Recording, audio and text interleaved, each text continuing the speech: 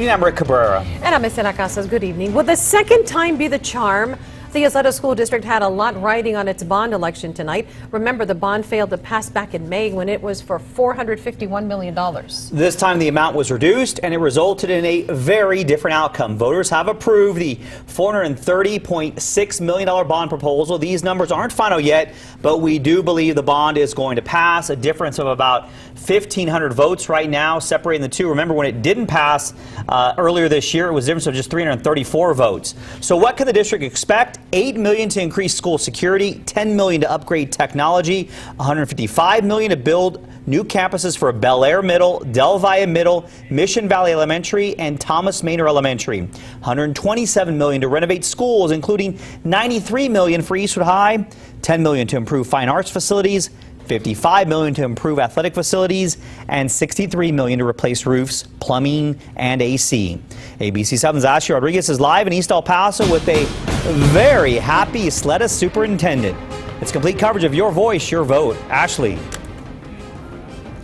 We just got word that all precincts have reported 59-41. Lots of happy people inside Cocomel Bar right now, and one of them, of course, is the YISD Superintendent, Dr. Xavier De La Torre. You've put 18 months of work into this effort. The bond failed in May. What did the district do differently this time around to get this much support? I think the biggest difference was the community that helped defeat the bond in May is the same community that authored and proposed and, more importantly, promoted the bond that just passed.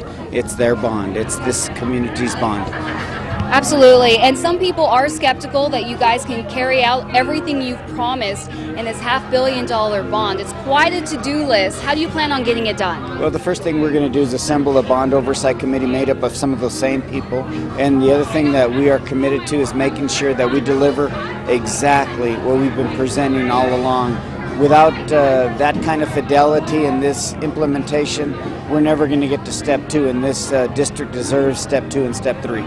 We appreciate it. Thank you so much for joining us tonight. This is the first time YISD has passed a bond in 11 years, so as you can understand, this is a huge victory and people are extremely excited. We're going to send it back to you in the studio. You can only imagine. Ashlie, thank you very much for the latest there. And we just got some new numbers into the ABC 7 newsroom. We want to bring those up to you now. Again, this is the YISD ISD bond proposal. We already said we thought it was going to pass, and now it's almost a 1,900 vote lead.